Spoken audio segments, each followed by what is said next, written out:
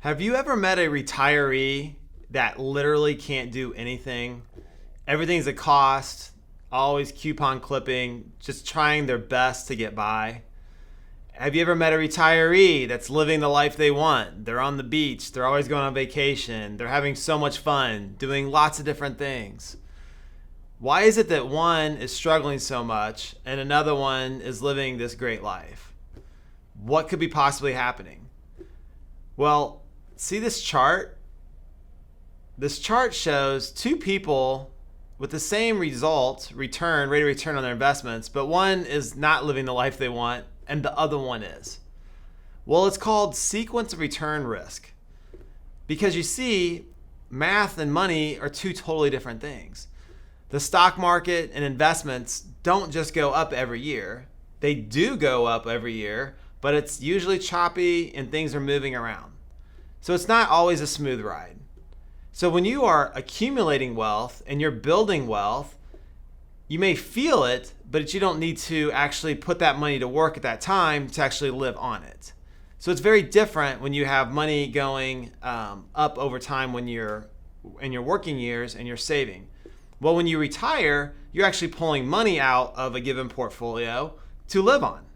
So if the markets are going up and down, your math may say you're earning 7%, but your money is bouncing around, so it may not equal the math. Well, what's that mean? Well, look at it this way. If you have $100,000 invested and the next day you lose 50%, you would have 50,000. And the next day after that, you gain 50%.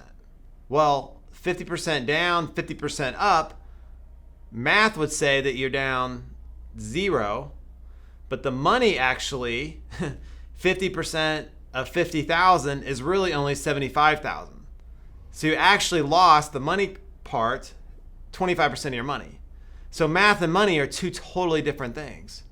So in retirement, if you're relying on that money to provide you income, and the money's now worth 25% less, and you pull money out, it's called disinvesting, meaning you're not reinvesting your money to allow it to accumulate. Disinvesting means you're actually pulling it out, so it puts more pressure on the money. It's going down, down, down.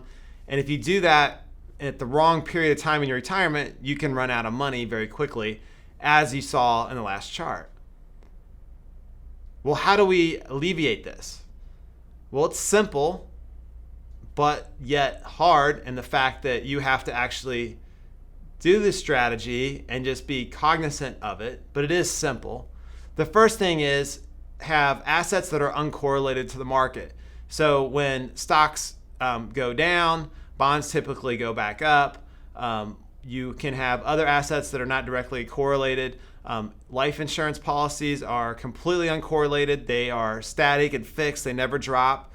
So if you had 25% of your tier 1 capital in protected assets such as life insurance and other factors, then you could pull that money out to get you through to allow the money to come back up, to give you some of that ability. Because we can never decide or know when we retire if the market's going to be up or down. So if you retire in a down market, it can be very hard because those first few years you start pulling money out, it'd be really hard for it to last. So you'd be very cognizant of having a diversified investment strategy that's managing towards sequence of return risk, that's maximizing your downside risk, and you're prepared for the ebb and flows of what the market does, because you have to be very cognizant of how you take money out and when.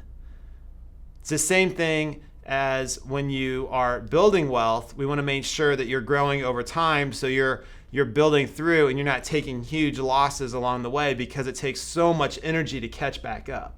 That's why you create investment strategies that are diversified, they're managing to the trend, they're able to adapt to what's happening at the time.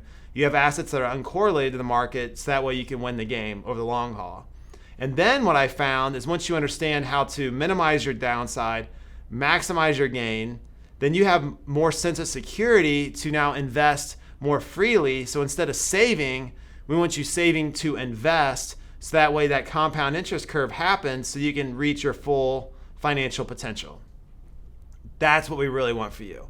So as a small business owner and as a entrepreneur or as a employee of somebody, it doesn't matter. Money is money. What we have to do is make sure that it works for you the right way.